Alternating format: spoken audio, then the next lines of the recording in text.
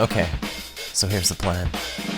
The job takes place in the sleepy town of Tepuki, located southeast of Tauranga. Unlike the usual, we're hitting 2 locations instead of 1, with 1 robbery and 1 target.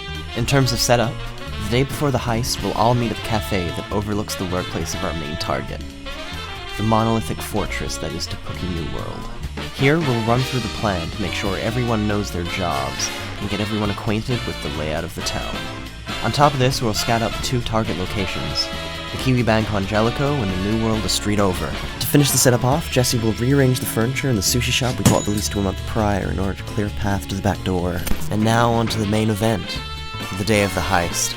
Team A, made up of Campbell, Trent, and Bailey, will be stationed at the Bowls Club, hiding in plain sight, volunteering for the local retirement village's bowls outing that runs every Monday. Team B, consisting of the trio of Max, will be sat outside the kebab store on Jellicoe Street, while we get ready to start off the mission with a hit on the local Kiwi Bank. And finally, Team C will be keeping an eye out on both target locations. Sam and Lena will be disguised as skater kids with Thrasher hoodies and backpacks at the skate park in front of New World, while Jessi will be working behind the counter at the sushi shop across the road from the Kiwi Bank. Wait, what the fuck? What's my job? Okay, George, I've got a very special job for you. Hey, can I get a Coke in a bucket? And here's where the ball gets rolling. Team B will get off their asses and put their masks on, then run across the road to the bank, where they'll go in guns blazing. The purpose of the Kiwi Bank robbery isn't for monetary gain. It's purely a diversion for the real target, Thomas, the man behind the slaughter. While this is all going down, Team A will leave the Bowls Club and have a quotation marks bathroom break, and we'll meet at the public bathrooms outside. Here, they'll do a magical girl transformation into their heist gear, leaving their Bowls uniforms stuck to the ceiling in duct tape.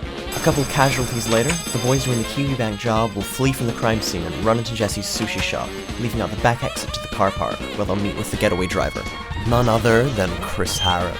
Get in, shitheads! The inventor of sex himself will drive down the road for about 200 meters before the boys jump out of the car and dive into the public bathrooms. Here they'll do the old switcheroo and change into Team A's duct tape ceiling clothes and go lay low in the Bowls Club. Being senile, the elderly won't notice the switch, and they'll be in the clear until the job is done.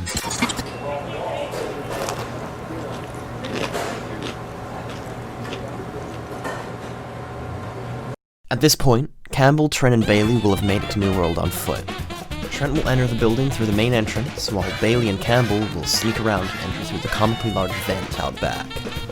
The skater kids Sam and Lena will then leave their scouting post and go get the Kiwi Bank raid gear from the toilets and hide it in their backpacks. Around now, the cops will have arrived at the bank and sushi shop and will be questioning Jessi about what happened. Well, she'll stall for us as long as she can. Back at New World, Trent will be filling every diaper he can find with beans in order to lure Tom out. Tom, someone filled the diaper with beans again. By now, Bailey will have set up the abseiling machine, and Campbell will be crawling around the vents trying to position himself on top of Tom, who will now be cleaning up the bean-filled diapers. When everything's lined up, Campbell will descend from the ceiling, chloroform Tom, and pull him back up to the vents, where they'll start to make their escape. The last escape plan is simple. When Team A exits the vents with Tom, Lena and Sam will be waiting there with skateboards in hand. Here we're going to do a weekend at Bernie's, putting sunglasses on Tom and dragging around his limp body on his skateboard. If anyone sees us, they'll think he's stoned instead of unconscious.